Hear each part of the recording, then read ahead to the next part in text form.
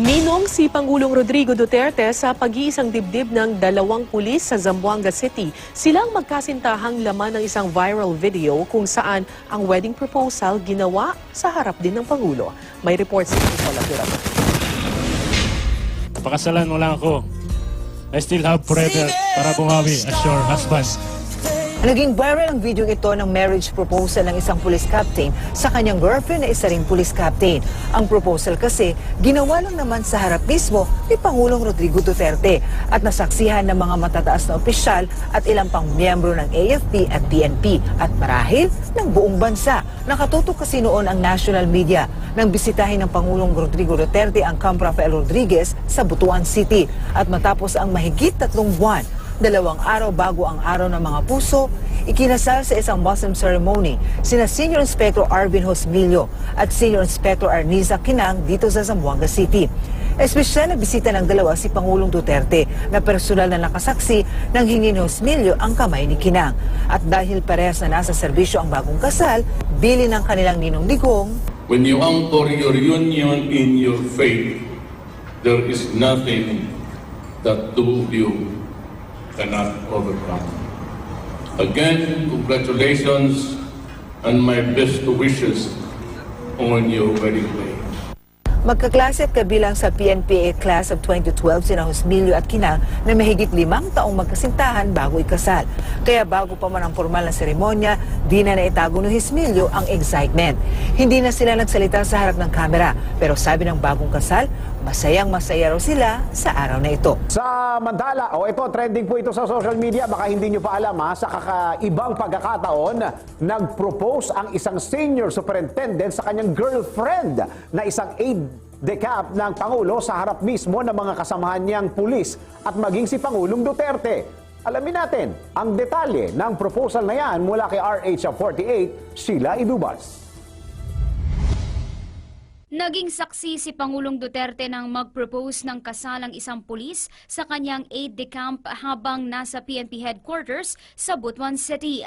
Matapos ang talumpati ni Duterte, sinabi ng host na kung maaari ay wag munang umalis ang Pangulo sa entablado dahil may mahalagang ia-anunsyo si Senior Inspector Arvin Humilio. Sinabi ni Humilio na nobya niya ang aide-de-camp ng Pangulo na si Senior Inspector Romial Alniza Quinang ng 6 na taon na.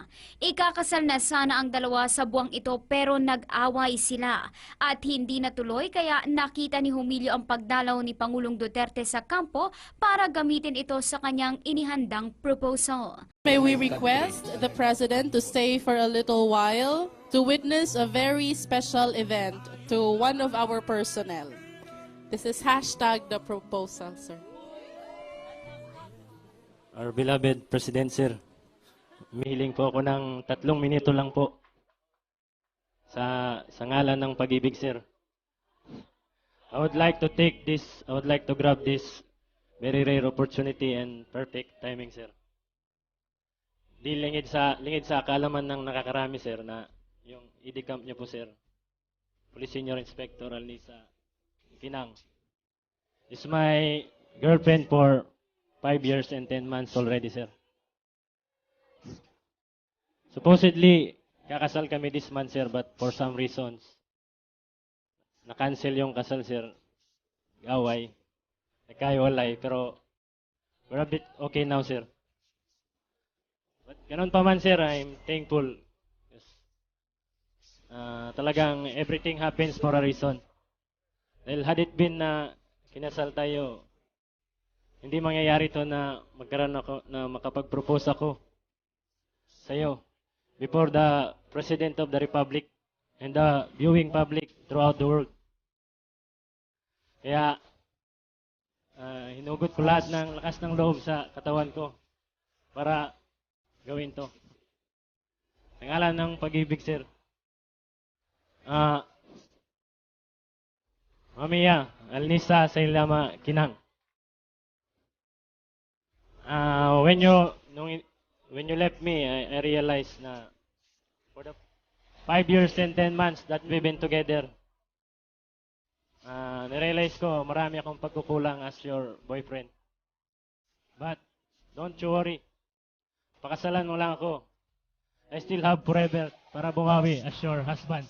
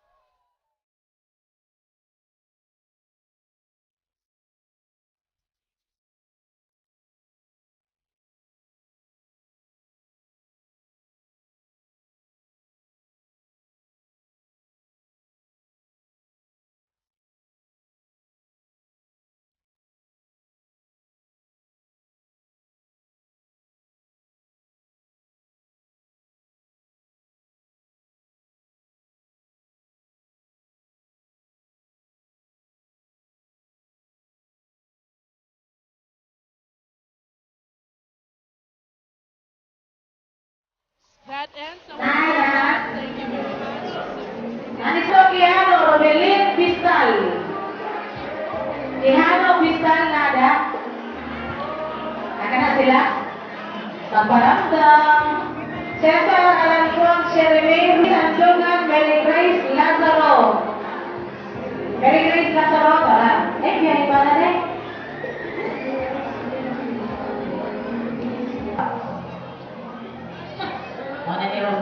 Patrick Babanag. Nanay, wala isa ha. Wala blanco. Bitso. Kaya wala na gini si Rodel. So, wala na gini. Ninong si Nino Kamay ay. Kabalo makikisaya kamay yun. Lodi Merck Tubalado. Janice Sassing. Wow, na-fanface ka nagpakasal. Masih din gusto makita kung ganda ang story silang mata. Masih kan. Oliver de Catoria Gigi Colana. Oliver de Catoria. Ato na di ay. Wala gini si Kami ba gusto na mo maligal mo? Kay kinahanglan ang pamilya is the basic foundation. Mura mag-poste sa atong gym. Kanig mga pamilya mo din na, sorry. Kung tanaw kag lasang, kung walay kahoy, walay lasang. Ang gobyerno, umadam na kung walay tao, madiway Pilipinas. Muna'y kinahanglan nga mga nakta, pero ayaw ko ninyo palagi. Karon pa, mga kuwan siguro, tulo, kada boundary na kabong ng anak na daan, hinahinayin na ninyo. Kay, o ako ang piliong presidente, ibalik nako ang family planning o ang deals o kunjaka. 3 is boundary na. Mga anak mo biyan, 6, 7, 8, maglisod yun. It's gonna be hard life for everybody. Wag kung mag-ingon ganit ninyo kaya, malay ba na ako, managko mong yuta, pero baski na, pagpadako lang sa bata, o edukasyon, lisod na kaayo na. Ayaw mo, you know, I do not have any quarrel with the church. Ang problema lang yun, ang among pakibanggi sa ila, kay ang gobyerno na ay plano, tulog tama. Karang tulog boundary na stop there because pareho kang tanan, ibang gustadato, disulog kita. Malukoy ko sa taong Pilipino, hindi pa kay eskwela, way, balay nga. Pero, kung di yun sila makagawas na rin stigato. Tuman anak, maninyo, ano nang yapon sila na rin. Dapat makagawas ba? Mahimong sailor, mahimong engineer, mapa-eskwela pa rin niya. To solemnize in marriage, in civil rights, I now pronounce you husband and wife. Plakpakan na to.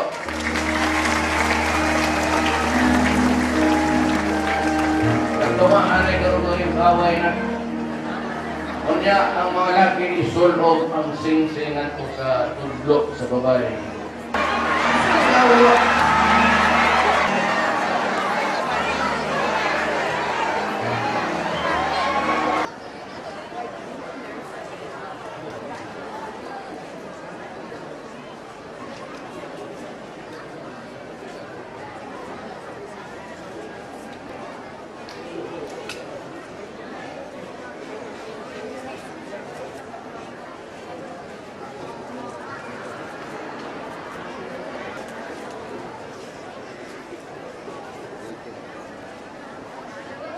I'm happy and I would like to express my wish na Mayor